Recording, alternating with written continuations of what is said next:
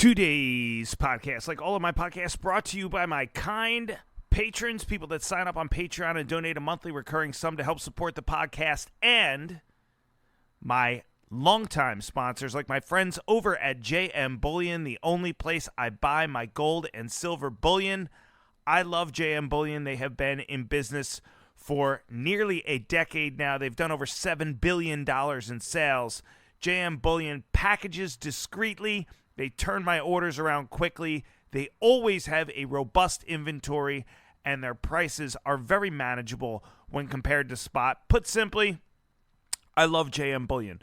QTR podcast listeners have their own rep at JM Bullion, so if you're looking to buy gold and silver bullion, you don't want to deal with the website, you can email the lovely Laura, Laura, at jmbullion.com. That's JM as in me want a beer.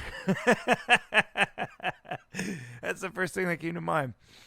You can email the lovely me do want a beer. You can email Laura, Laura, at jmbullion.com.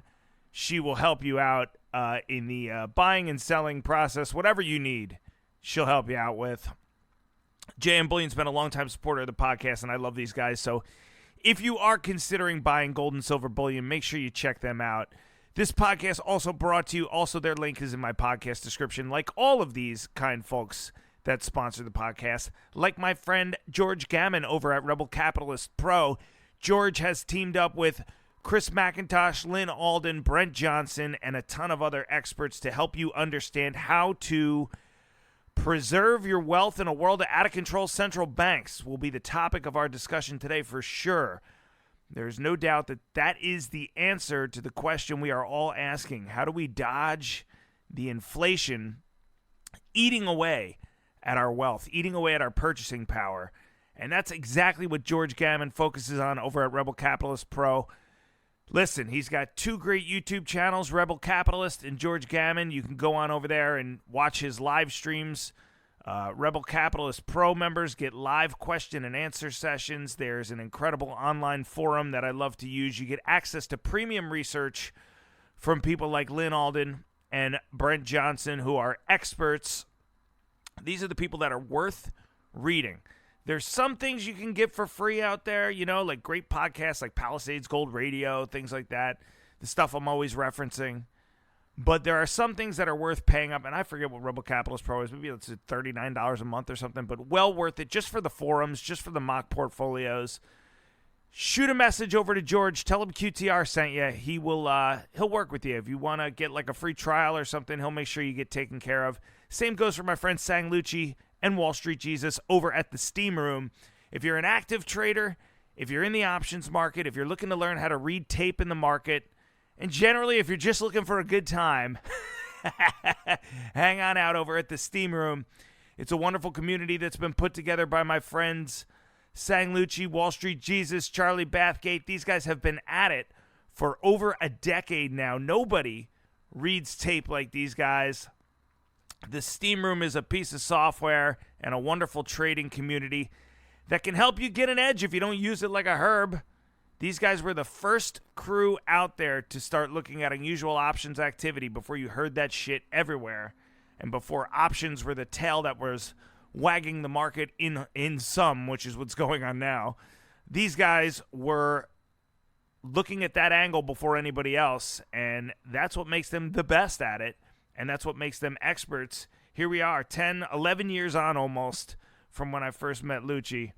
So happy to know him. Same with George Gammon. Same with my friends at JM Bullion. Honest people to do business with.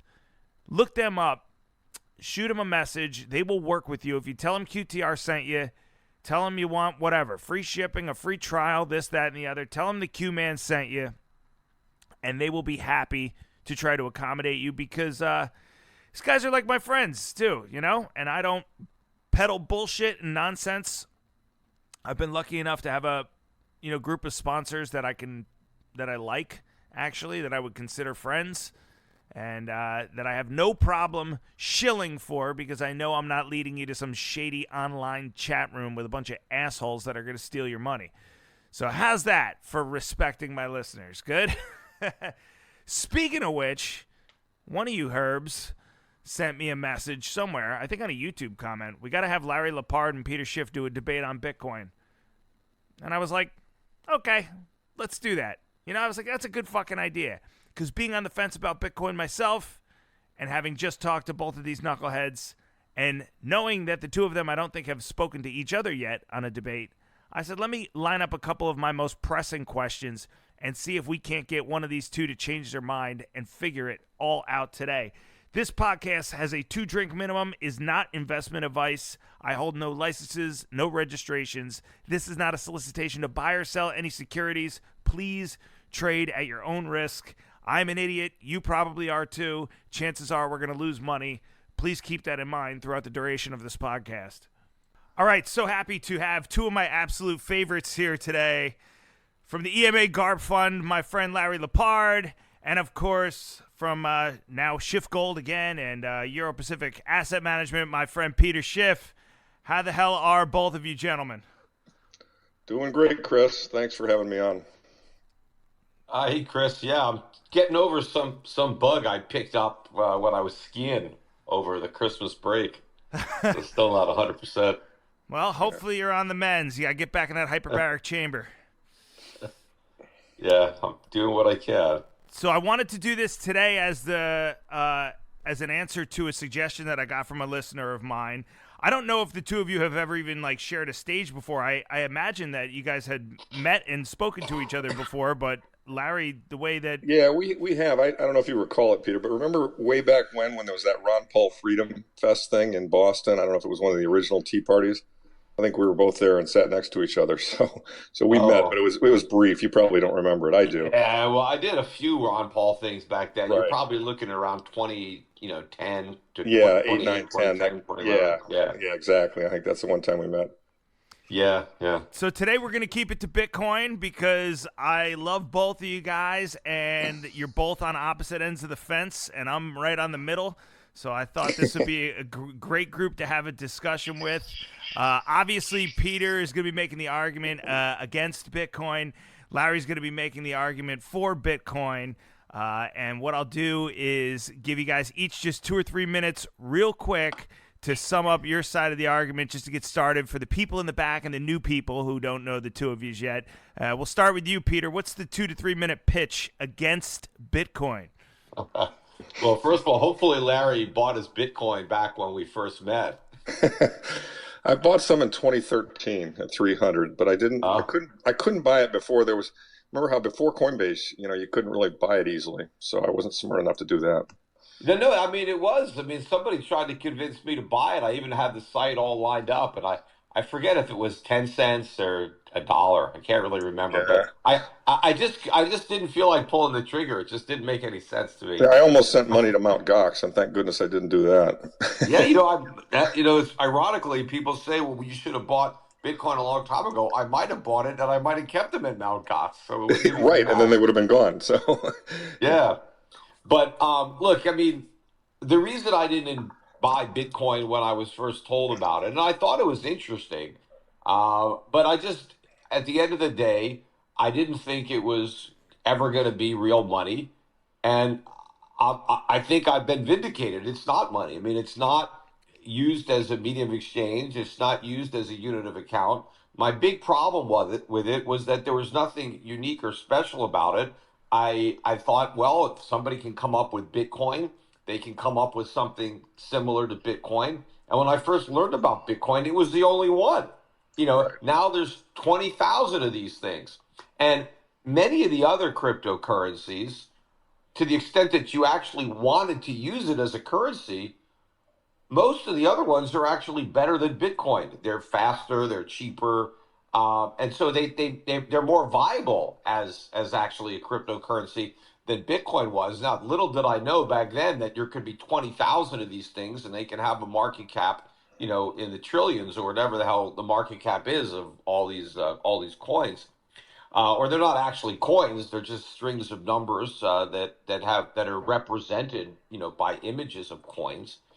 But nothing has changed. In fact, now they've got these ETFs where they're trying to sucker in new buyers to try to prop up the price so that some of the people that got in a long time ago can continue to sell. But the interesting thing about Bitcoin was, yes, it managed to replicate a lot of the properties that gold had that made gold such a good form of money. But none of those properties that Bitcoin replicated, divisibility, durability, uniformity, fungibility, I mean, all the things, portability, all the things that gold had that maybe, cattle doesn't have, or other things that have been, other commodities that have been used as money. But the most important thing was gold's physical properties. It's a precious metal, and it has a tremendous number of uses. There are a lot of things that only gold can do. Its properties are very unique on the periodic table. And so it's the most useful metal that we have.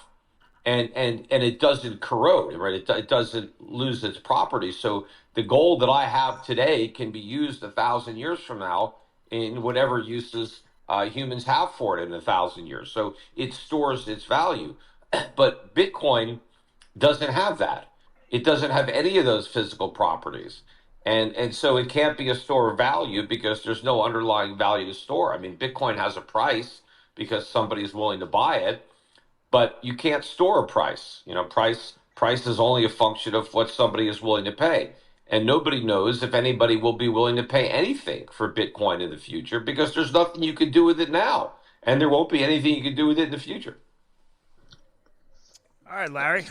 Yeah, fair enough. I mean, I hear all those points and I can kind of take them on one by one. I mean, and I understand where you're coming from, Peter. And as you know, I mean, I'm a huge gold bug. It's not like I'm anti-gold at all. I came from the gold world and I've migrated into believing in Bitcoin.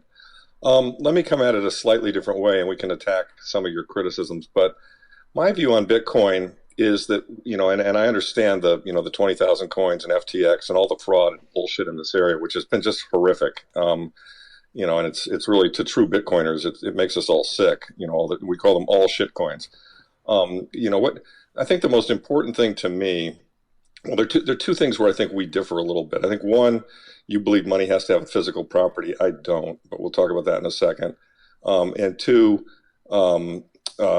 you think that this thing can be replicated and copied, and I'm kind of relying upon the notion that it's the first with the most and the biggest network, and just like it's unlikely that we're going to have another company replace Google because the network effect is so large now that you couldn't. That Bitcoin has become the leading cryptocurrency. But let me start kind of with first principles. In my view, and this comes down, I think where we're probably at loggerheads, Peter, is how do you define money? And I think you're saying it's got to have a physical property, and I understand that, and I respect that. What I'm suggesting is that money, even from the beginning of time, let's say even before gold, what is money? Money is really a social obligation amongst human beings. It's you have something, I want that, I'll exchange what I have for what you have, and that whatever that thing you exchange, quote unquote, is money. And let's say even before gold existed, right? There were guys, and we know this because we've seen them. There were guys sitting in caves in France, drawing marks, keeping tally chips or scores on the wall, and it probably had to do with I killed 3 bison and you killed 2 and you owe me 2, and there was no gold. I mean, and so there was some way of keeping score, and of course we all keep score today just in our bank accounts. They're just digital things on a screen. There's no cash, as sitting in the bank behind it, not necessarily anyway. And so to me, money really is, quote unquote, a ledger, and you've got to get kind of mentally through the money has to have a physical property. And I agree with you. Gold has incredible, unique properties, indestructible, the electrical uses. It's been loved for jewelry. And it's got a 5,000-year history. I mean, the Lindy effect on gold is unfreaking believable. And Bitcoin is 14 years old. And to criticize my argument, there are two, in my view, there are two things that are at risk in Bitcoin, and that's why I don't have all my net worth in Bitcoin. One is that there's the technical risk that it blows up or it doesn't work. I mean, we just mined the 820,000th block, and it's been running for 15 years, and the core developers maintain it and protect it. And so I'm relatively comfortable that the technical risk is low. The second risk in Bitcoin, in my view, is that people stop caring about it and they stop adopting it. I mean, Karl Menger, who is the founder of Austrian economics, said money is the most liquid good that we all accept. And so, as you know, and I know, puka shells and cigarettes, there are all kinds of things that have been used for money. Cattle. Obviously cattle is kind of hard to use, but the point is lots of things have been kind of used to exchange value, and mankind settled on gold because it was rare, very low stock to flow, 5,000 years, and we all could, it was a way that you could figure out somebody wasn't cheating you. Although there are some problems with gold, you got to say it. Well, if I can interject one thing, go ahead. Just so you get my definition of money, because you touched on it. I just look at it as it's the most marketable commodity. Correct. That money is a commodity first. I agree. And what money represented was progress over barter. And people are trading commodities, goods with one another. But when you find one good that you can easily accept, everybody will accept in exchange, then I don't have to find a confluence of needs or wants. If I make chairs and I want to buy a suit of clothes, I don't need to find a tailor who wants my chairs, right? Correct. If we have one good that we can all are willing to accept, and the one that worked the best was gold. But you mentioned cigarettes were money, and the reason cigarettes were money was because you could smoke them. Now, even if I don't smoke cigarettes myself, somebody smokes them, and so I know there's always going to be demand for the cigarettes because there's always going to be a smoker. So even if I don't smoke, I can accept those cigarettes in exchange for as payment because I know somebody else will take them because eventually somebody's going to smoke them.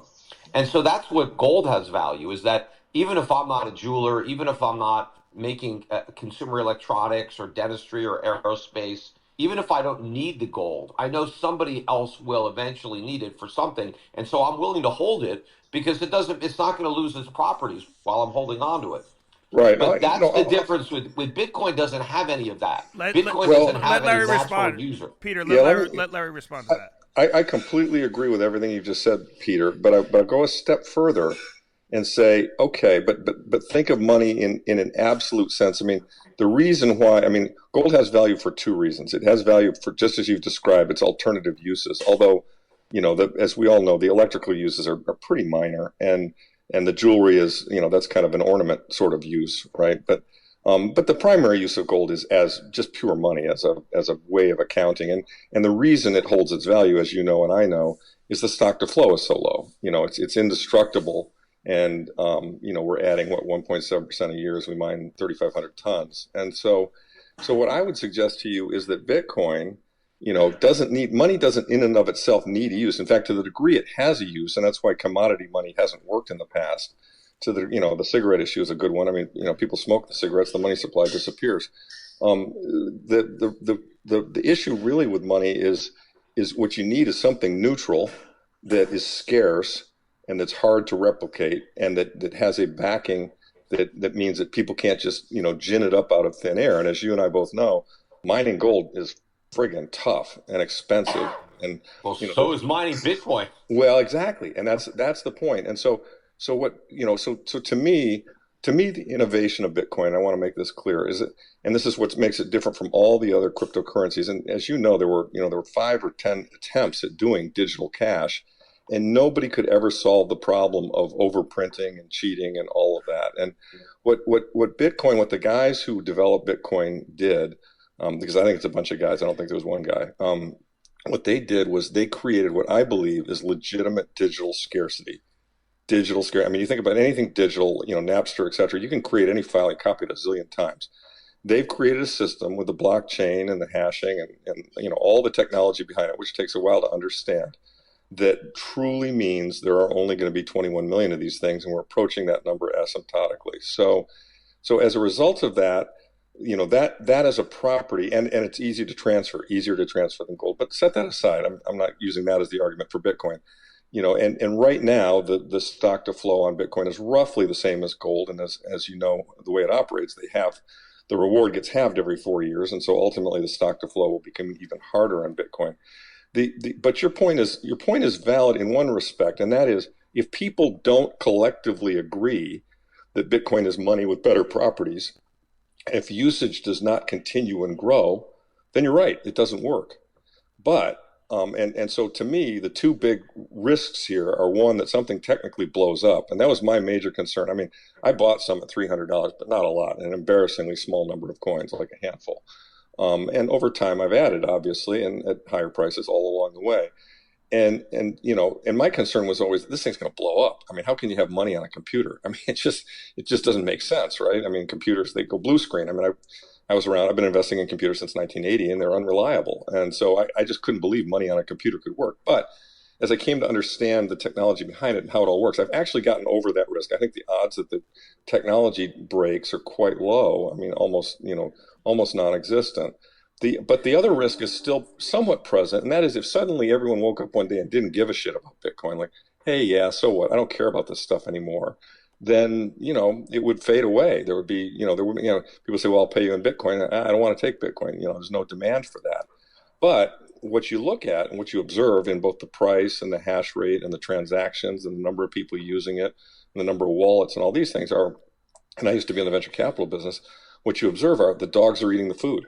I mean, in other words, every year more people adopt it and use it. And, you say it's not easy for transactions. Well, adopt it and use it for what? I mean, as a savings technology, I mean, in many cases, in a Gresham's law kind of way, they're adopting it, buying it, and hodling it because they know that there's a scarce amount of it, and that in the future it will have more value because it's one of the few monetary mechanisms that won't be diluted, right? But they're only using it to speculate on price appreciation. It's not. Well, it's no more. It's not being used in commerce. I don't go to stores and see all kinds of Bitcoin checkout options. I mean, it's not like you're right. Not yet. But they're coming. But what? Not yet. What are they waiting for? It's been around for a while now. And one thing. You talk about this scarcity. Yeah, I mean, gold is scarce in that you actually need it to do something. So an ounce of gold is more valuable than 1/100th of an ounce of gold because, I mean, I could do a lot more as far as conducting electricity or making jewelry. But when it comes to Bitcoin, I can do as much with a Satoshi as I can with an entire Bitcoin, which is nothing. And so I look at the supply, it's not 21 million Bitcoin. It's 2.1 quadrillion Satoshis. There's a lot of Satoshis out there. To say that Satoshis are scarce, they're very abundant. There's a huge supply of these things. That's just the pizza argument. You're just saying if you slice it, no matter how far you slice it. I mean, no. Because if I have a slice of pizza, that's a decent amount of food. If I have a tiny speck of pizza, I can't do crap with that. It's not going to satisfy my appetite. My point is that Bitcoin doesn't do anything. It doesn't matter how many Bitcoins you have, you still can't do anything with it. And so if I have 100 Satoshis, well, I got 100 Satoshis. That's plenty, right? Well, for what do I need more for? So it's like there's more. There's everybody who wants the Satoshi can have some. There's plenty of them. Well, that's right. No, there's no doubt. Just as anyone who wants an ounce of gold can have some, or a tenth of an ounce. Well, no, there's not that many ounces of gold, but yeah. Well, it's the exact same principle, Peter. I mean, there's X number of ounces, and there are X number of people. There's no difference in the quantity argument. But they bundled these up to try to claim. I mean, making 100 million Satoshis equal a Bitcoin was just an arbitrary thing. You could easily say, okay, a Bitcoin is 10 million Satoshis, and now there's not 21 million. Now there's 210 million Bitcoin. It was just an arbitrary bundle that they came up with, to make it seem like there's not that many of them because there's only 21 million, but there's really a lot of Satoshis out there, Well, yeah, but okay. I'm not going to go through the divisibility argument because I think that's your weakest argument. I think like your stronger argument is that if people aren't using it as payment transaction, they're not using it enough, then it fades away. But if you kind of look at money in terms of its properties, and you can get, I mean, I've had this discussion with many, many, many gold people, and they just can't get over the lack of physicality. And what I would say it's not physical. It's not, something doesn't have to be physical to have value, right? It can be intangible and still have a use. Well, but Bitcoin doesn't have a use either. it It's does just though. nothing. Yes, it does. Its use is storing value, as But it everyone doesn't else. have any value. So how can you store what you don't have? Well, okay. What determines value? Value is subjective and based upon what people will pay for it. I mean, right now That's it the has. price. That's the Yeah. price. Well, It's like, no, but price and value, in my mind, and maybe this is where we differ. In my mind, price and value are the exact same thing. At any given well, no, they're point, not. Remember, yes, yes, that's a good quote from Warren Buffett. Price is what you pay, value is what you get. Right now, if you buy Bitcoin, you pay, $41,000, but you don't get any value. You just wasted $41,000. well, not, not not if it becomes the leading savings technology in the world.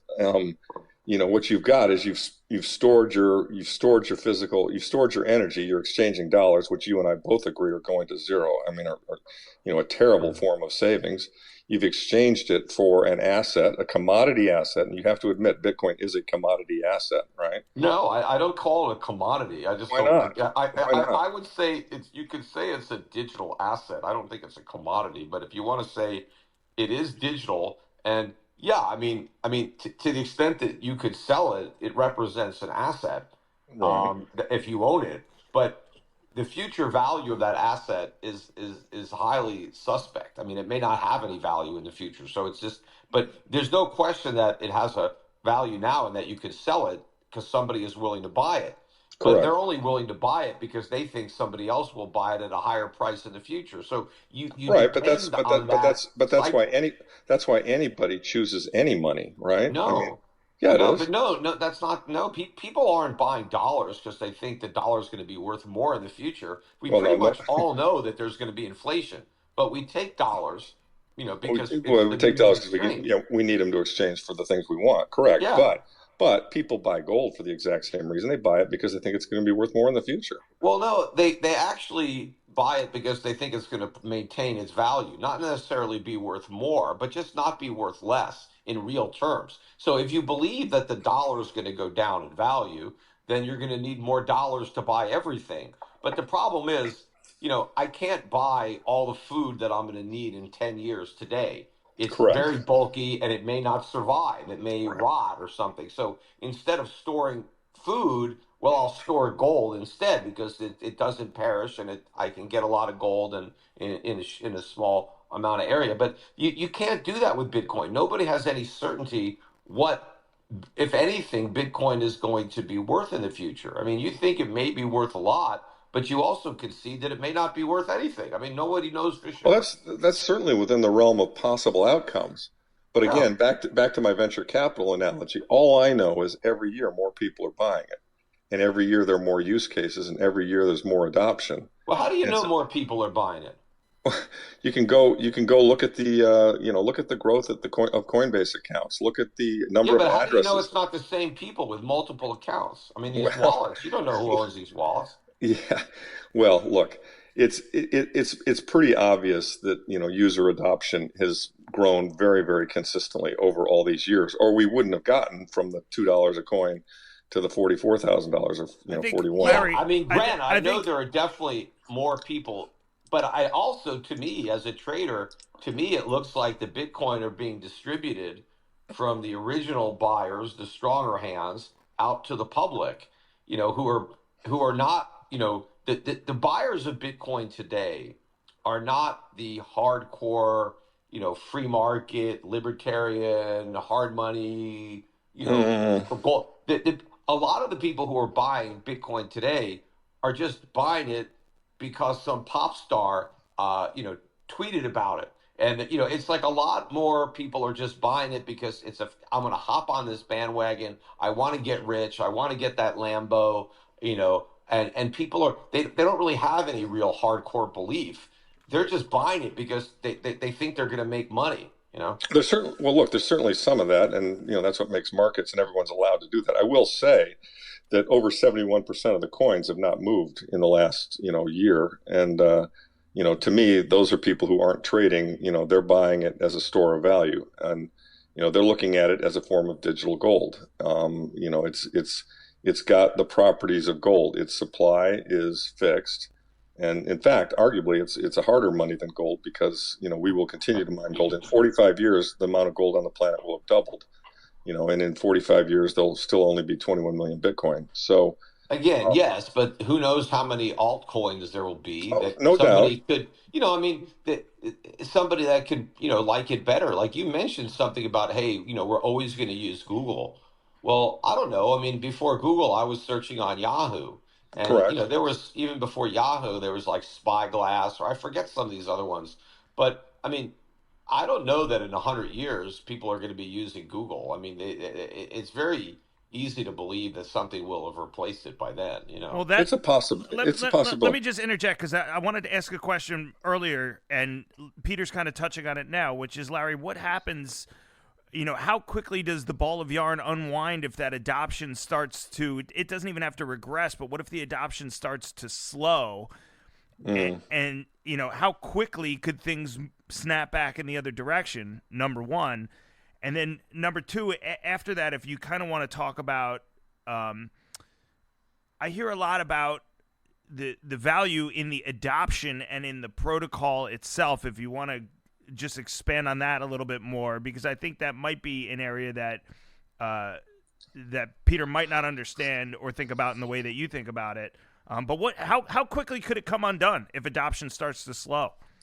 Well, look, I mean, people have declared Bitcoin dead, 5 or 6 times, and it's a controversial. But I don't mean declaring it dead. I mean if the numbers that you're talking about, the hash rate, the number of accounts, the hard figures that you're using to gauge, based on the way human beings behave, a trend set in motion, tends to continue. So it could unwind. And by the way, there have been times when people have, lost faith in this whole thing. I mean, a perfect example is we were at 68,000 in the middle of a raging mania for everything. I mean, I thought we were having a crack up boom in December of 2021, and FTX blew up and, it went from the 60s down to 15.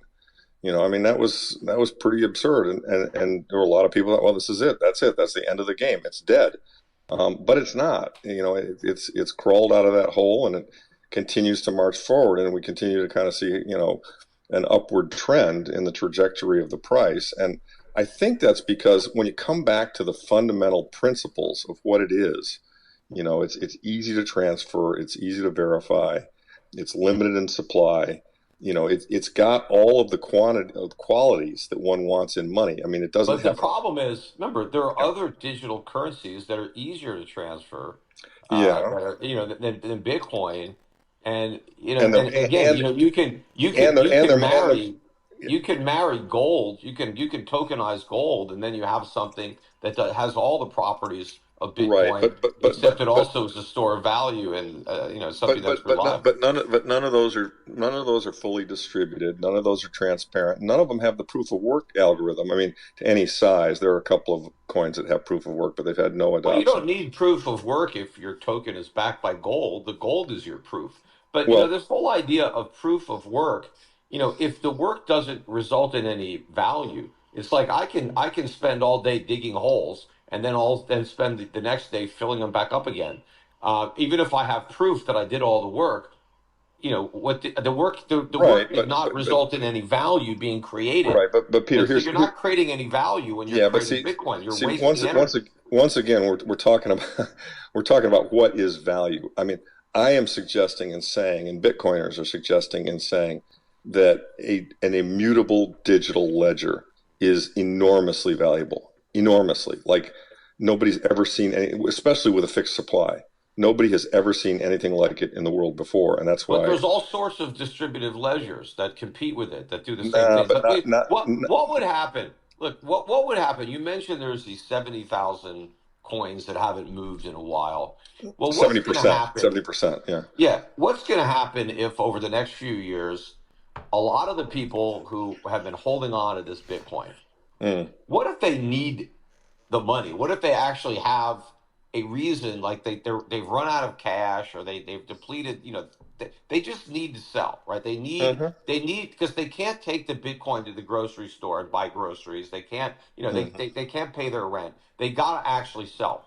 So what's going to happen if a lot of those people need to sell, but you don't have a new group of buyers out there, right? there's nobody wants to buy anymore. You've kind of maxed out your growth, and it's just the current amount of people. And then you get a bunch of people that want to get out because they need the money. What happens? Well, obviously the price would go down if there were no new buyers to come in behind it, but that doesn't really support what's happening. I mean, one, most of the people who have it, it is in strong hands, and two, there are continually more and more use cases, more and more buyers. One of the things I want to address, because I'm not sure how familiar you are with it, Peter, but I think it's important to understand. But let's talk about actually using it for payment. Okay.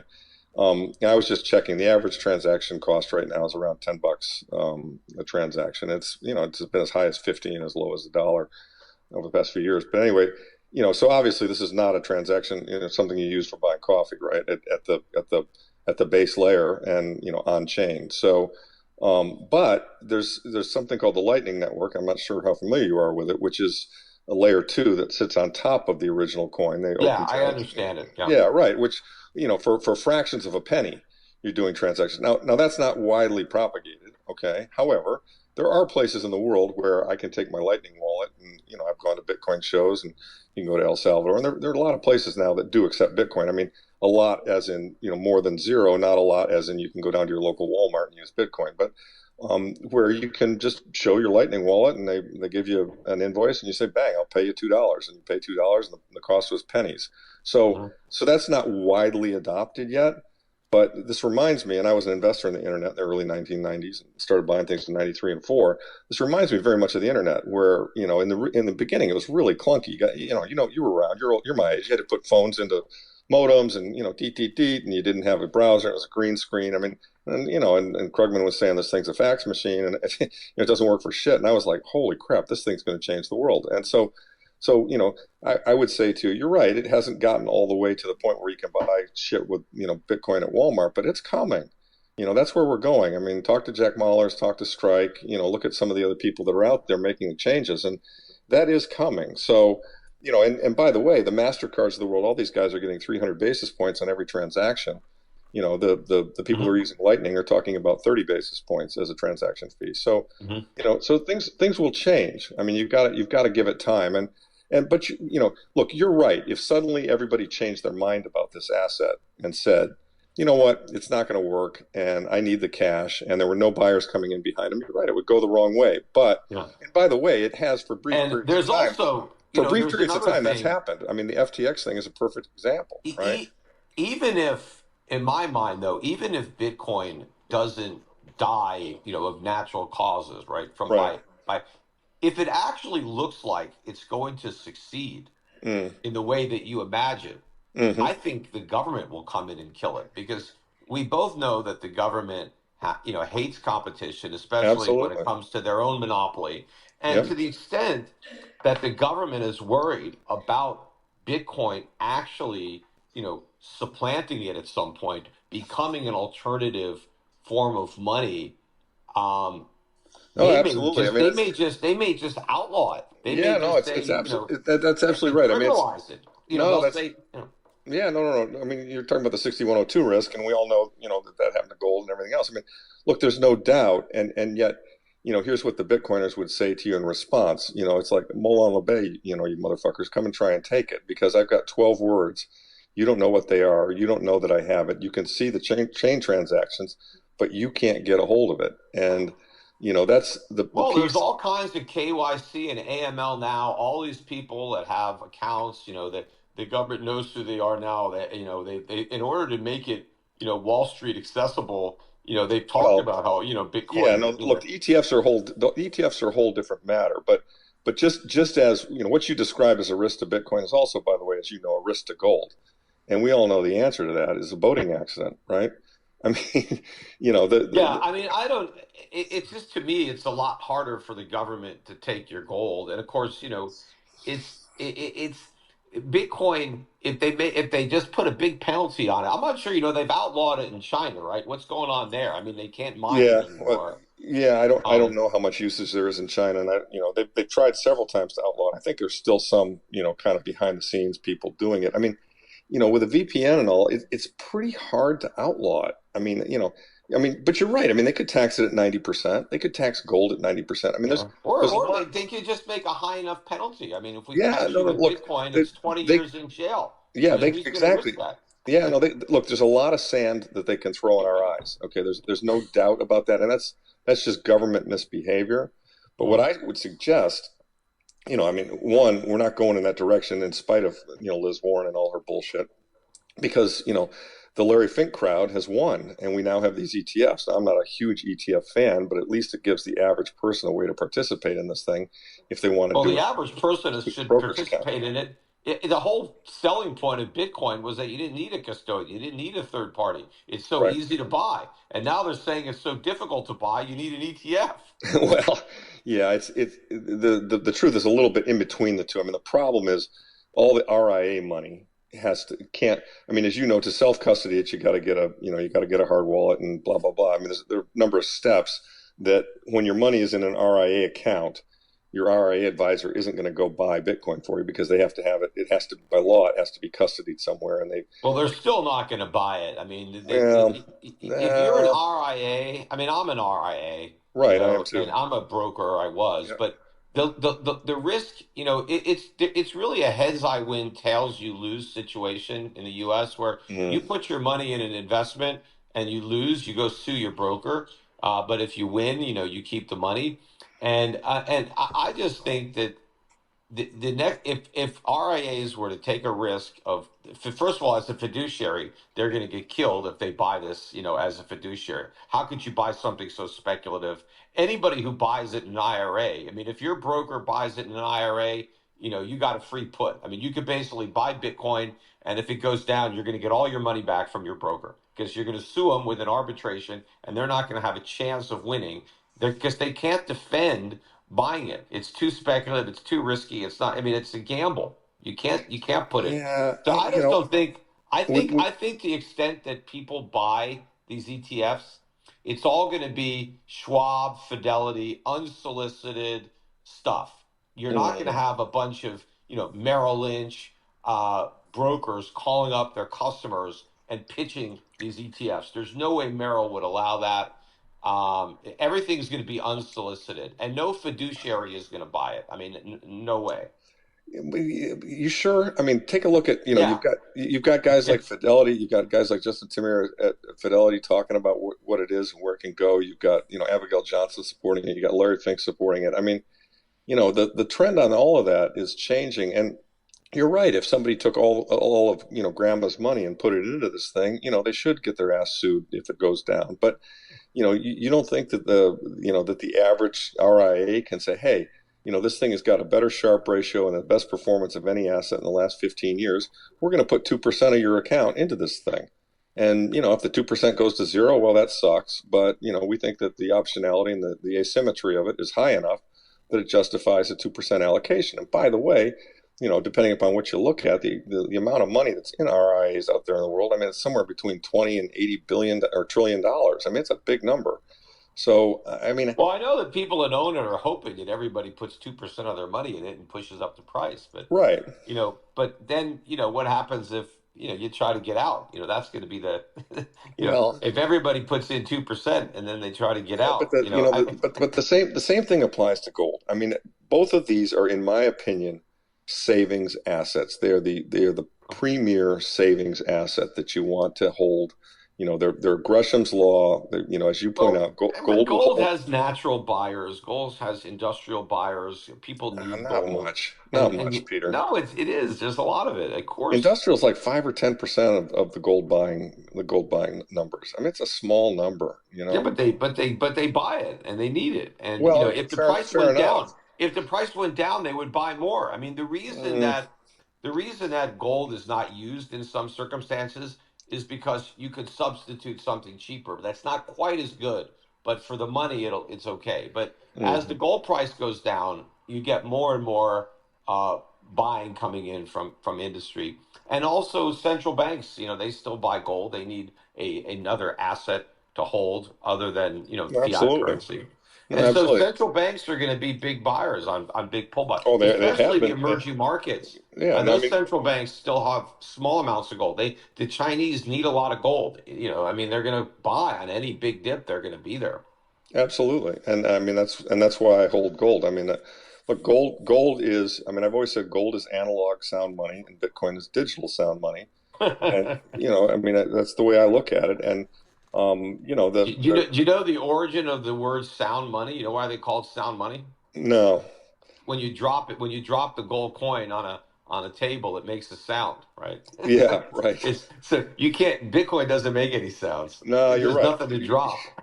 You're right about that. Well, So it's look, it's not not sound. It's physical. not hard. The Yeah, gold is hard because as opposed to paper that is yeah, soft. I'll concede that it's not physical, I go back to my original premise that a digital and immutable digital ledger, true digital scarcity in a world that's becoming increasingly digital is a meaningful technical development Yes, that but and you know. here's how I would agree with you.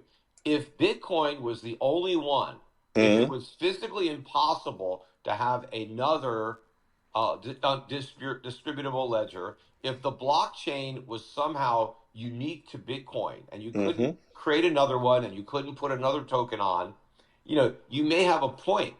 But there, just because Bitcoin was first, again, people are using Facebook or Yeah, no, but I know. before Facebook there This was is the Facebook MySpace. MySpace argument. I know. I've heard it. I started that argument like initially, but Yeah. and I said at the time, who says Facebook is going to stay around? And Facebook is going away. Nobody uses Facebook anymore, really. Yeah, no, It's I still get it. there, but I Yeah. mean, people use Instagram more. People use look at TikTok. Look at Yeah, no, TikTok came out of nowhere. yeah, no, People, I my agree. I kids are mean, doing TikTok all the time. They no, don't I even agree, but use those YouTube are as much, those are but slightly different things in that no, they all they're had networks. They all had a big lead. yeah, but they're vying for your digital attention. Well, Whereas, somebody else can come the bigger the market that Bitcoin commands, the mm, more people are going to try to compete for it, right? The more yep. people are. Why do you think all these altcoins came into existence? Right? They Well, all because wanted a piece of that. Everybody wanted to start one. You know? absolutely. No, I mean, they're a bunch of grifters. I mean, look, the MySpace Facebook argument. I would only suggest that we are so far down the road in terms of adoption and amount of value stored in it, number of people holding it, use cases growing, et cetera, that it seems to me, based on Metcalfe's law, the law of the networks increase in value kind of geometrically as they grow. Um, it's extremely unlikely to be unwound, and to the degree that it became a risk of it being unwound, you could kind of see it coming as something else. I mean, something else isn't going to go from 0 to 1,000, or whatever it might be in terms of usage overnight. It's going to happen over time, and everyone who's involved in all of this would be able to say, huh, look at this trend. This is slightly different. Maybe it makes Bitcoin less attractive. Maybe it makes this new thing more attractive. Well, I mean, what about just on the price perspective? I mean, so mm, like, all right, Bitcoin's at 40,000 ish right now, right. whatever. Is there a price point that it would fall to that you think it would just blow the whole thing up? Like if we were below 10,000 or below 5,000, at what point do you think the appeal would be gone and it Mm. would just kind of blow up just because too many people lost too much money and they're sick of it? It's a fair question. I mean, I don't really know the answer. I mean, I do know that looking at it historically, which is all we have, that there were a couple. I mean, I think a couple of those first declines were like 90%. I mean, really. So, I mean, to go Yeah, but down to nobody had any real money in it. Most people no, like you're right. you, it was their Yeah, play money. People yeah, didn't have, big yeah, no, big you're money. right. Well, and there are all these amazing stories of guys who, got it for $2 and it got to be worth, $20 and they sold their 10,000 coins so they could buy a car. It's kind of like in hindsight, right? But look, I agree with you. I mean, if it fell that far, it's possible, people would lose faith and abandon it. I don't think, I think the odds of it falling that far are low. I think if you look historically at the data, what you'll see is that each pullback has been less than the prior ones. In other words, as it gets more widely distributed, there is less, there's less downside. And Well, so, but there was a pretty big drop. You mentioned we went from oh yeah, 65,000 to 15,000. oh yeah, I mean, yeah, it was that big. was a big drop. No shit. I mean, well, And it, I think one of the main reasons we had the big rally was all the lead up into the ETFs. I mean, for the last year, that's been the main reason to buy was, hey, these things are going to have ETFs. And now they have the ETFs, and so now why buy? I mean, to yeah, me, everybody's selling now. I mean, no, the news is it's a fair out. point. I mean, It's time to sell. there's certainly been a little bit of a sell the news, behavior here, but again, my view is you can't, on any shorter term time scale, this thing can go anywhere. I mean, anyone who's been involved with it understands that and knows that, and it will always surprise. I think that, that as time goes by, as long as what I've described, which is more people using it, more use cases developing, more demand for a, fixed and slowly decreasing supply, because the halving is coming up, as you know, in April. So we'll go from, 6.25 to 3 1/8 coins per every 10 minutes being issued. It's getting harder and harder. And, Yeah, but the high was still almost 3 years ago, or that we hit yeah, the no, high. that's right. Well, but that's not really breaking a pattern. I mean, look, I was buying some at 17,000 at Thanksgiving in 2017, and it went from 17, and I was buying it, and it went from 17 down to 10, and I thought, oh shit, that sucks. And I doubled down, and then it went from 10 down to 3.1, and I doubled down again at like 3.8 or something. And so, look, there's no doubt, Peter, this thing's as volatile as all shit. And, I mean, it's the way I view it is that, gold is your bond. I mean, gold is it'll preserve purchasing power. It's never, I mean, people who criticize gold, I say, yeah, but gold's never had an 80% drawdown, right? I mean, whereas Bitcoin's had 4 of them. Yeah, that's why it's not hard to describe it as a store of value when Well, it can correct, but lose that much. but here's what's going on. Okay, it's on an adoption curve. It's got more asymmetry. It's what Paul Tudor Jones said. It's the fastest horse in the monetary debasement race. So when we're running, I mean, let me give you a good example. Yeah, well, maybe it was the fastest horse, but but it will be. It got older. It's not so It got fast older. It's anymore. not yet. It's lame. It will be again. Let me just give you an example. I mean, so Headed for the glue factory. yeah, right. The Fed pivoted, right? Or kind of, I think the Fed pivoted. My quarterly report, by the way, will be on my Twitter feed later today, and we just finished it up. And the Fed pivoted, in my view, kind of in this last quarter, because Powell said some stuff and a bunch of people said some stuff that would indicate, and the dot plot changed, that they're going to, start easing monetary conditions. And since that point in time, gold's up 15% and Bitcoin's up 60%. This is like in 3 months. And so, it's really the most sensitive to monetary conditions, more Right, sensitive. but I think the more of the Bitcoin move related to the ETF stuff. Possible. And Possible. than that. I mean, Possible. Yeah. Possible. and we'll see what happens now that the ETFs are here.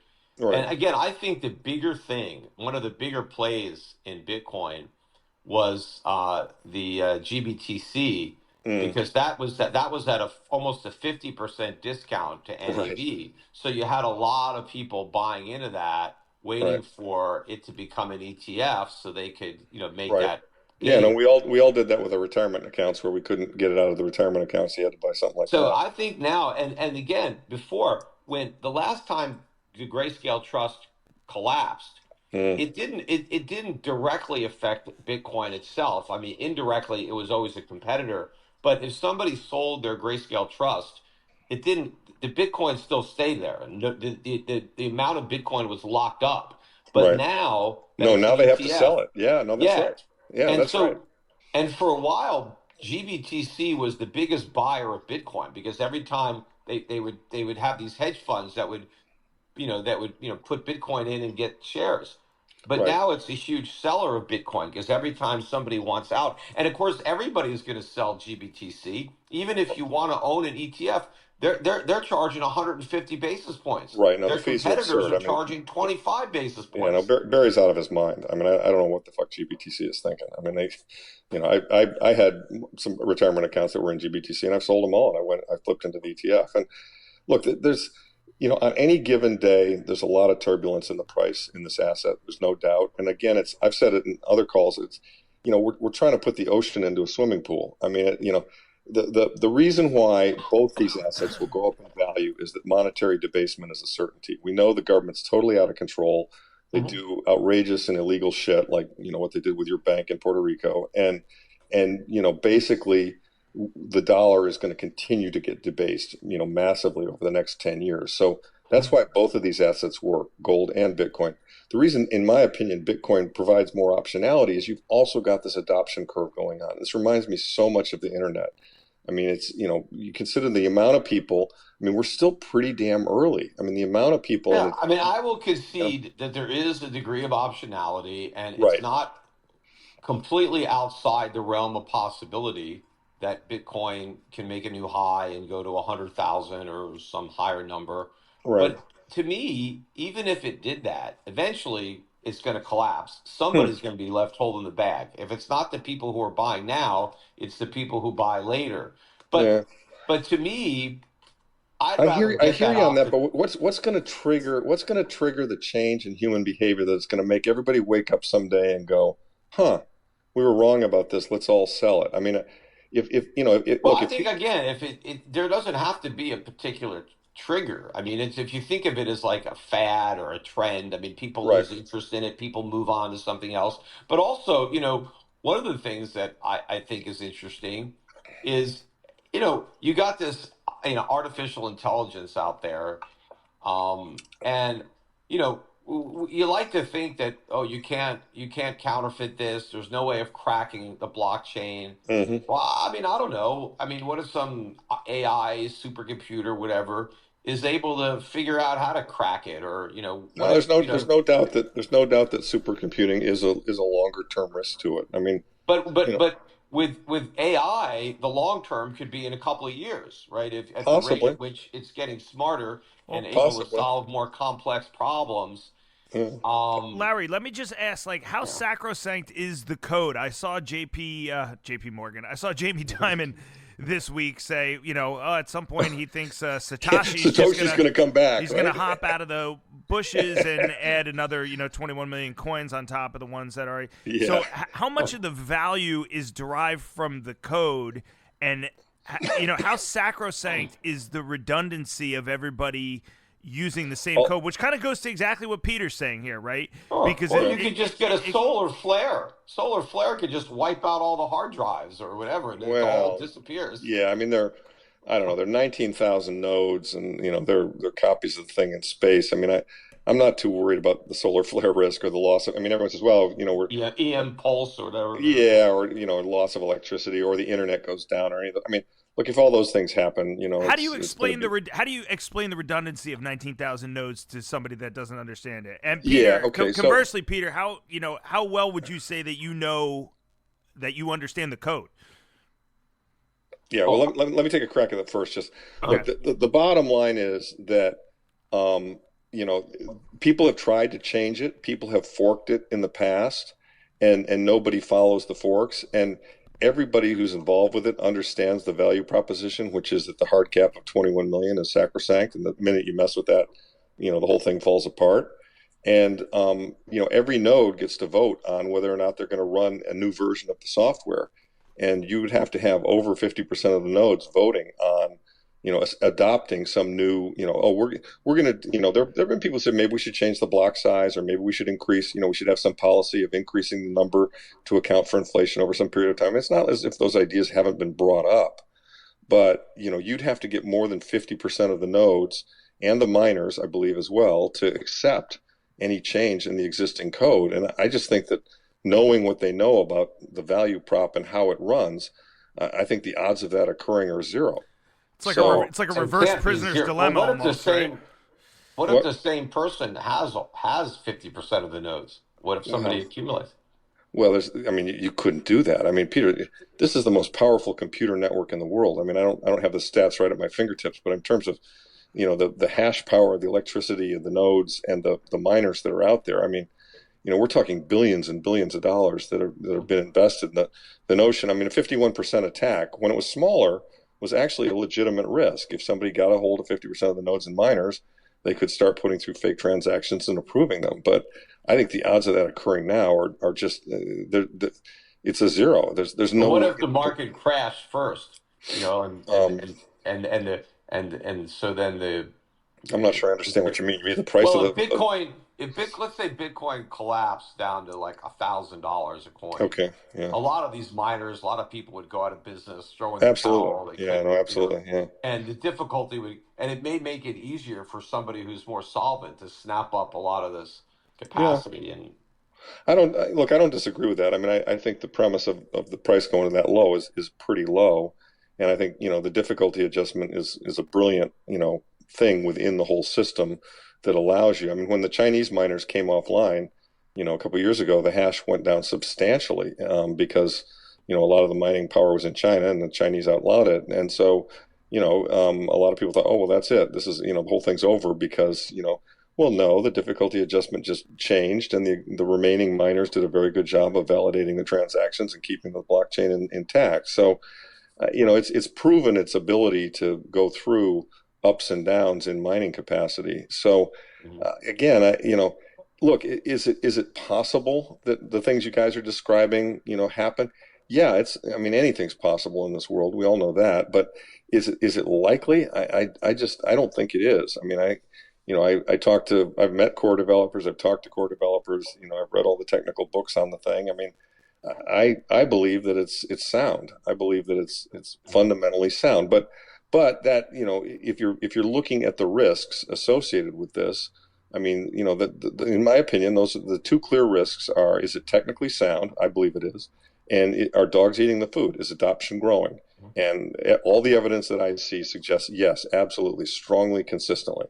And so, the other, again, the big risk you have to think about is yeah, there are a lot of people out there that have been hodling their Bitcoin for a long time, yeah, and they've been deferring a lot of things that they want because they're hmm afraid to sell their Bitcoin, because they'll say, well, I can't use my Bitcoin to buy a car because because it's going to be a very expensive car when it's $1 million of Bitcoin. So I'm just going to Uber it, or hmm I can't get my own place. I'm going to keep living with my parents because I can't part with my precious Bitcoin because right, they're going to be so valuable. right. So at some point, though, a lot of the people are going to be tired of hodling. They're going to actually want to buy something with their Bitcoin. They can't hold off forever. So yeah, Well, if you don't get a much bigger wave of new buying to take that out, I mean, eventually a lot of that flips around, and the early buyers become the sellers, and there's not enough new money to absorb that. well, that's certainly the risk. And what I would suggest to you, though, is that that a lot of the coins are actually in very strong hands, and people are dealing with money that, I mean, look, if they're not, they're stupid. But people are dealing with money they don't need. They're dealing with their savings technology or their savings money that Well, they they have eventually need that, right? I mean, that's why well, they're saving maybe, it, to need it. maybe. I mean, some people save to give to their kids. Some people, they want to pass it along. I mean, there are plenty of people who, Well, most of the people buying the Bitcoin are the kids. They're not; these aren't the well, grandparents that are buying it for well, their kids. you'd It's the be kids buying surprised. I it mean, for themselves. I've orange pilled a lot of boomers. I mean, I think my observation is that the holders of Bitcoin go all the way across the spectrum from 20 to 60-year old. And by the way, as you know, and as I know, the boomers have a lot more money than the millennials.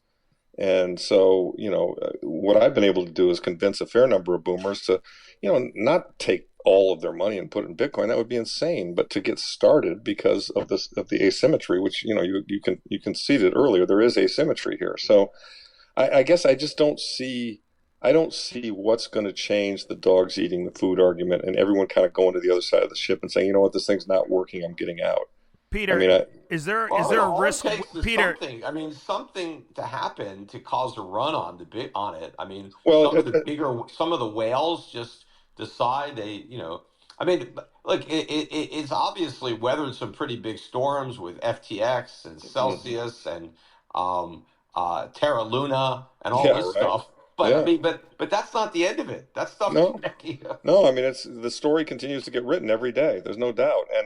And what you're describing is not impossible. I mean, it's just that it's from what I've seen, and again, back to my venture days, consumer behavior, human behavior, a trend in motion, tends to continue. I mean, it reminds me as an Right, example. well, I mean, until it stops. I mean, I don't Well, know. I mean, yeah, but will it stop? I mean, especially with technology. I mean, yeah, I remember first they had cassettes, then they yeah, had 8 tracks, then yeah, they had, how long the 8 tracks, then they went back to cassette. Before that, they had records, yeah. and then No, they I get had it. Now we got, DVDs, and now yeah, they now don't we got even have digital that. files. Yeah, no, I Yeah, I get mean, it. now, I mean, nobody even buys music anymore. I mean, No, so I it's get it. like, Yeah, you rent it. Yeah, no, I get it. Look, there is no doubt that all of those risks and issues are present.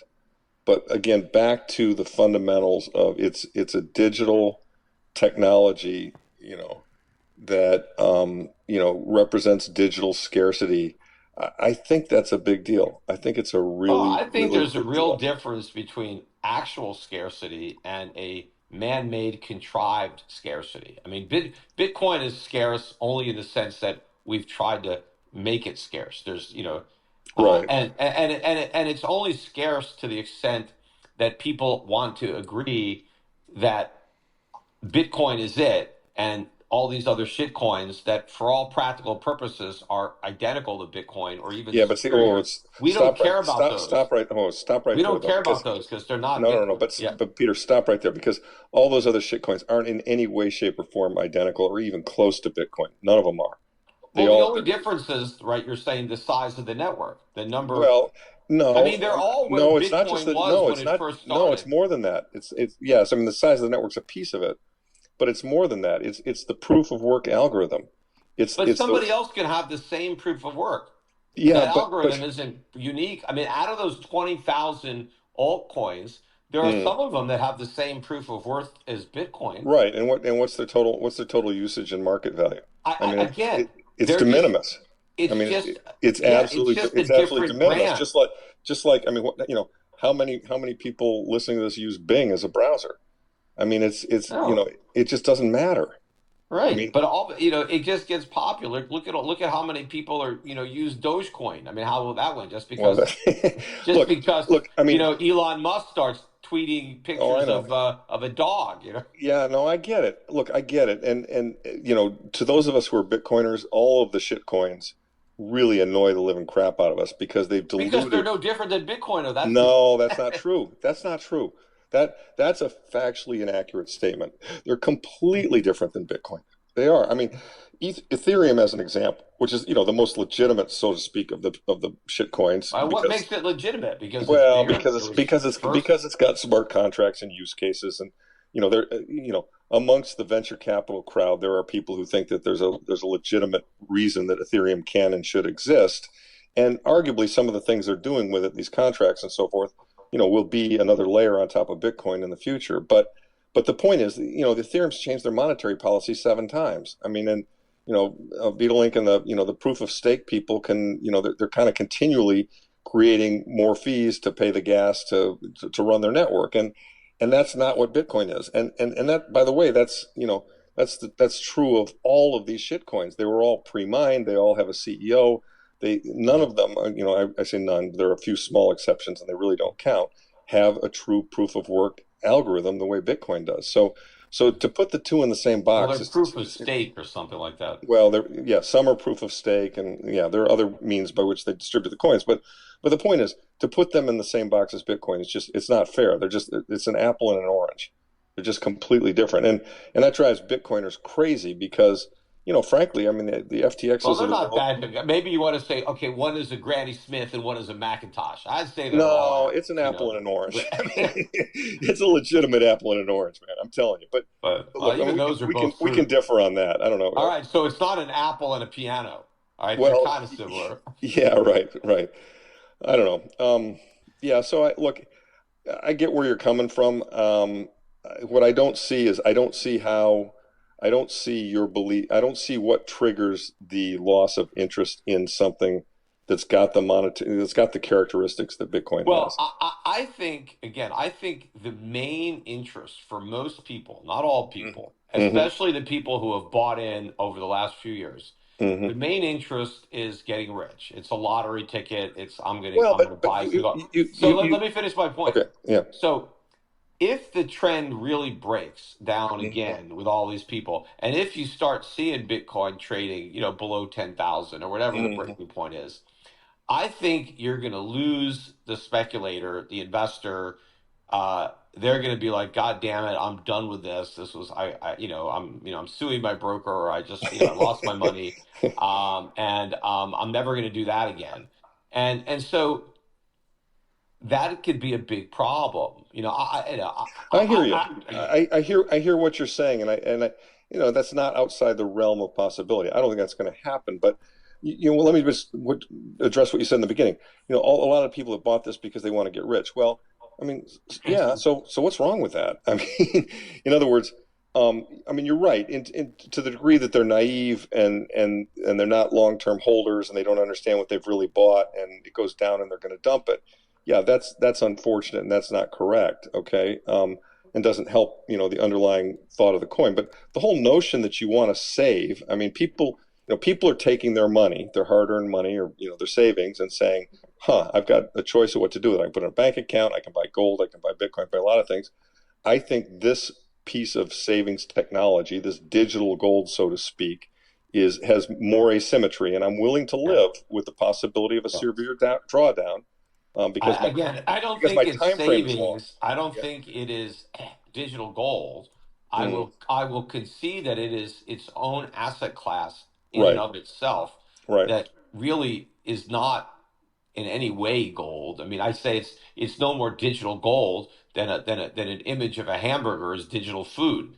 I mean, you can make it look like gold with the way you depict it, but But it this does is it's again, not a metal. So we're coming back to the physicality versus the properties. no, I mean, gold it's gold has value because of its low stock to flow, no, it and, has Bitcoin, value.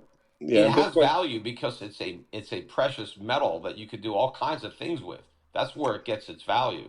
The rest yeah. of the stuff is what makes it function as money. Now, does gold embedded in the price of gold, is there a premium for it being money? Yes. I would say that premium is very low right now because gold is Agree, not really being used as money other than agree. by central banks who don't hold that much of it. But one of the other reasons that gold's price is as high as it is because you are factoring in the use of gold in 100 years, in 1,000 years into today's price, because gold doesn't lose its properties over time like other commodities that have a shelf life. That their price is what it is today, but if you don't use it, it's going to go to zero. So, but since gold never diminishes its properties, even if you use it, even if you take gold and use it for something, you could reuse it and reuse it and reuse it. It doesn't wear down or lose properties because it's been made into a bracelet, or it's been drilled into somebody's teeth, or it's been put into a computer chip or in a cell phone. You could get that cell phone and get that gold out of there, right? All that gold can be extracted Hmm. and it's exactly the same and it can be reused. And so the price today, basically brings all that future use forward. So it's going to have a higher price than other commodities that don't have that property. Right. Let me ask both of you a question real quick, and I'm sorry to interrupt, but when I think about like force majeures for Bitcoin and gold, the idea of mining gold in space or mining gold from asteroids, I wanted to just throw that out there. Wouldn't that be like a force majeure event also too that could severely disrupt the Yeah, supply and I demand mean, with gold? And how, well, how look, far off are we from that? And how different is that from supercomputing being a potential force majeure for Bitcoin?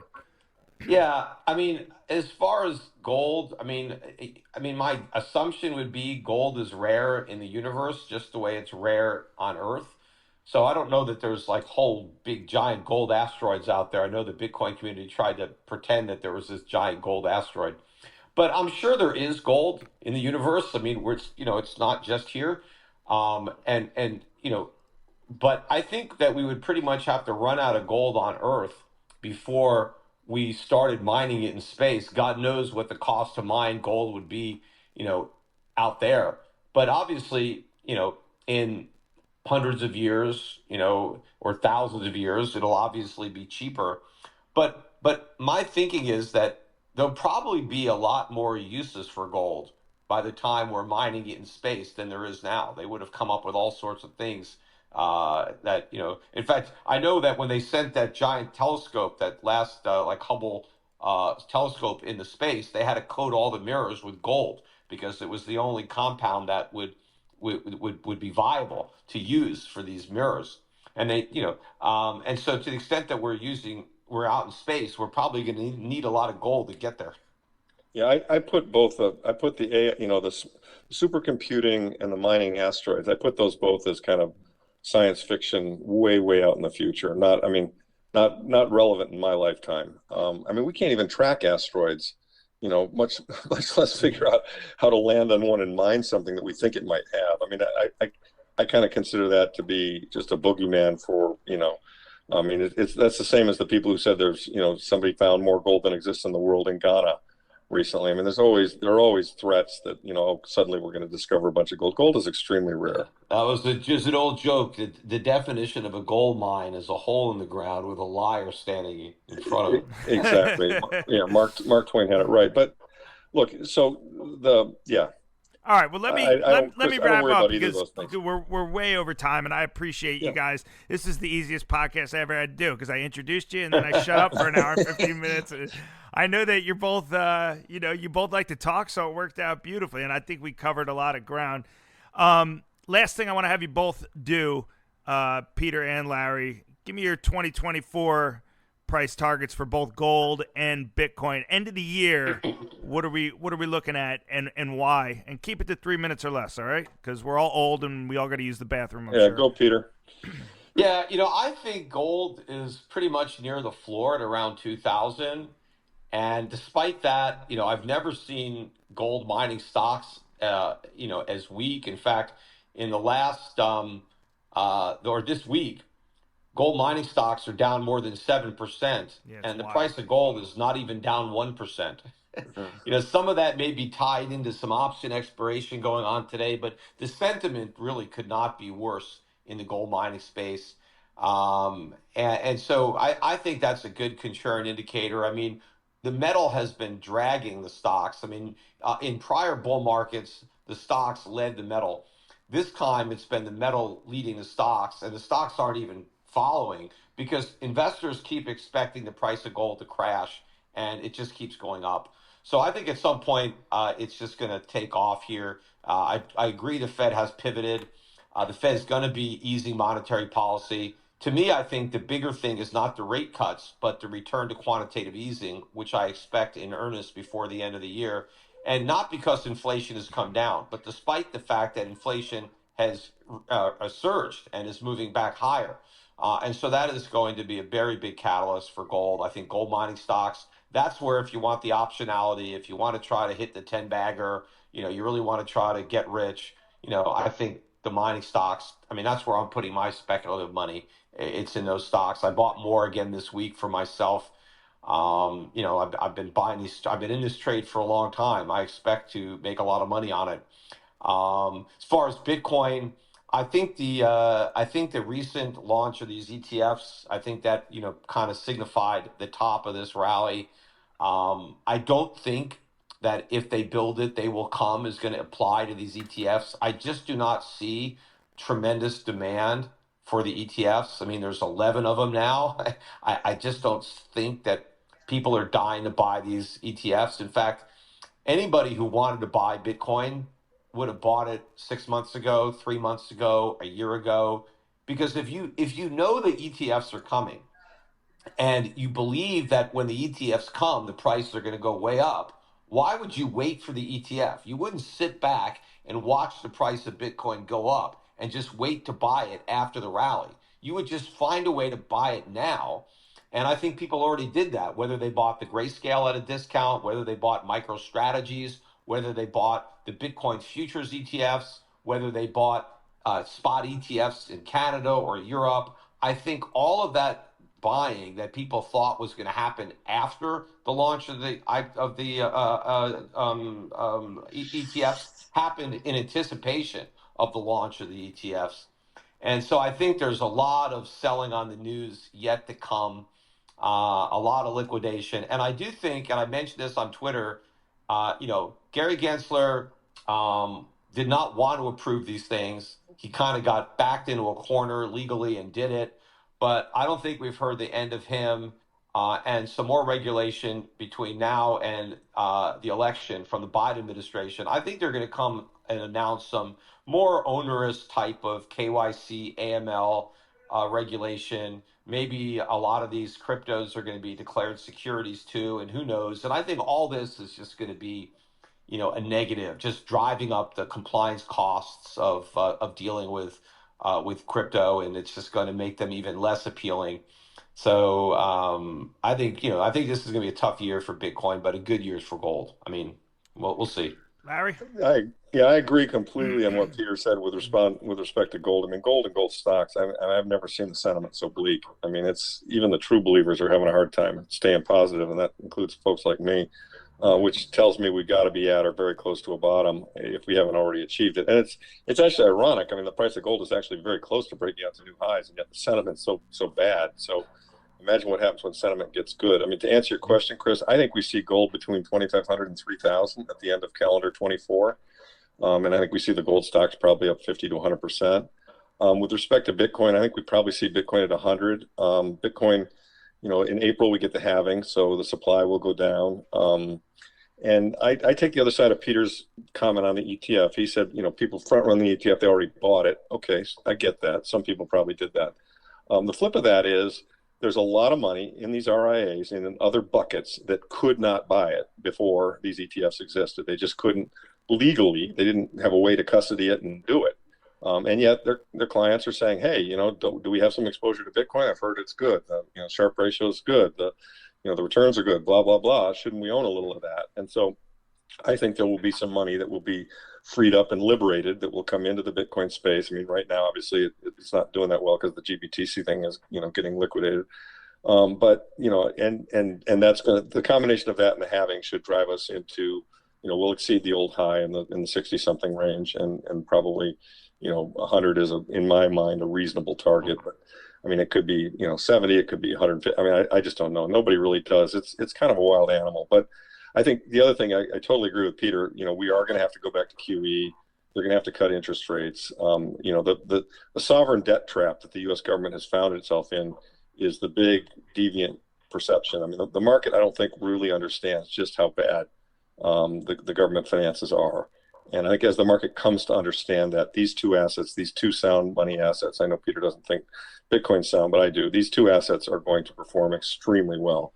Probably two of the best performing assets in calendar 2024, at least in my opinion. So, well, even if Bitcoin is going to make a rally, though, I mean, as you said, the sentiment in gold stocks is horrible. The sentiment in Bitcoin is everybody is wildly optimistic who owns it. So that's a fair point. There needs to be a big sharp sell off to kind of cool down that. I can't lose. I mean, the hype around the ETFs is, so. That's a fair point. The sentiment in Bitcoin is kind of on the wrong side compared to the sentiment in gold, which is just dreadful and is a good contrary indicator. Miners, I mean, the sentiment in miners is just dreadful. Oh my God. The fact that gold spot is near all-time highs and miners have just been taking a drubbing.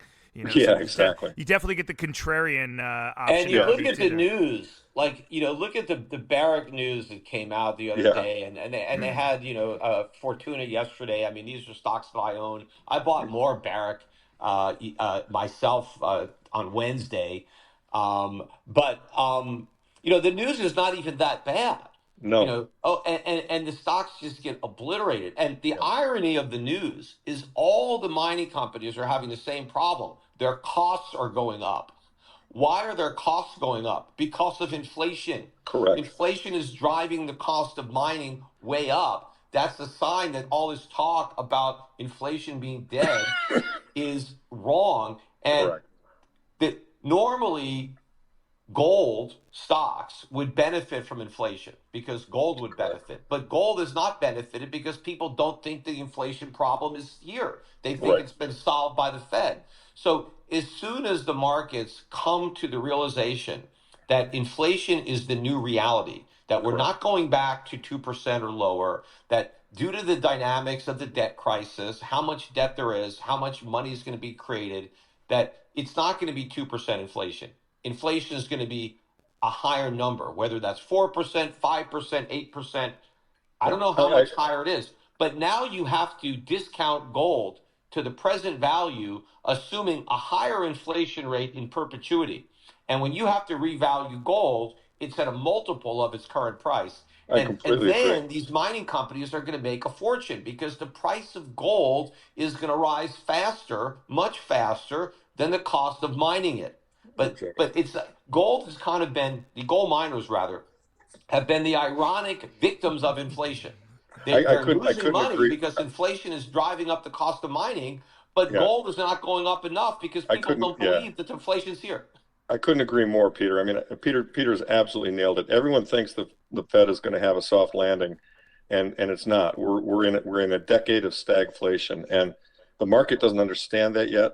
When the market does come to understand that, gold stocks are going to go berserk. Well, think of all the money that's just going to move out of long-dated bonds Right. when that I mean, happens. the entire gold stock universe is less than $1 trillion. Yeah, You know, which is insane.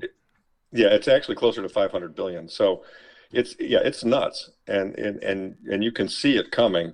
But And that ironically, some of the demand from gold for gold stocks that might normally be there, some of it either could have been siphoned into Bitcoin, possibly or some of the institutions that don't own Bitcoin or gold but don't really understand it, they may think, well, I don't want to buy gold because gold's been obsolete by Bitcoin, and so they don't buy Bitcoin or gold. But they don't buy gold stocks because they just assume that Bitcoin is going to replace gold, and so these gold mining companies are worthless. So it's kind of been bad PR, for these yeah. companies. Well, I mean, the interesting thing too. I'll just close on this, then we all got to run. But if you go to Bloomberg and you look at the 5-year out consensus forecast on gold, the price is 1750. Okay, and if you got the ASICs at 1200 and going up 10% a year, boy, a few more years and these companies make zero money, right? So, Yeah, so, to Peter's some of earlier the point, we've got to get the gold price to go up and reflect the underlying inflation and the costs. And once that so happens, it all some of the changes.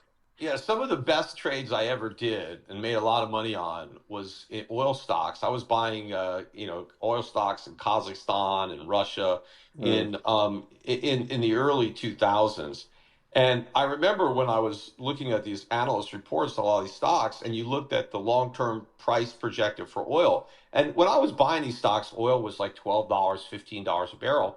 But if you looked at their long-term price forecasts, they had oil going down to $5, whatever, $8. I mean, 10 years out. I mean, everybody back then was just so bearish on oil. And so that's Right, why the stocks were so cheap. I mean, right, nobody had oil, where it is now. I mean, 60, right, $70. I mean, it was like not even considered possible that right, oil prices could be where they right. are. And And as you and I both know, gold could go to 4,000, not 3,000. Do you know what I mean? yeah, we go a lot higher than that. Right, exactly. So yeah, the optionality there is huge. Guys, I got to All run. You right, guys yeah, All right. probably nice do point too. to end on. Thank you guys so much, both of you, for the time. I know we went Okay. way over, but my listeners Thanks, will Chris and appreciate Peter. it. Really enjoyed speaking with you. I a lot of All right, respect. we agree on almost everything except Bitcoin. Exactly. That's right. All Okay. right, guys, thanks Take so care, guys. much. We'll see you. Bye All bye. right, bye-bye. That was Peter Schiff and Larry Lepard, two of my favorites. Both went over time there, but the conversation was so good. How the hell could you not? I want to thank you guys so much for listening. I'll be back soon. Peace.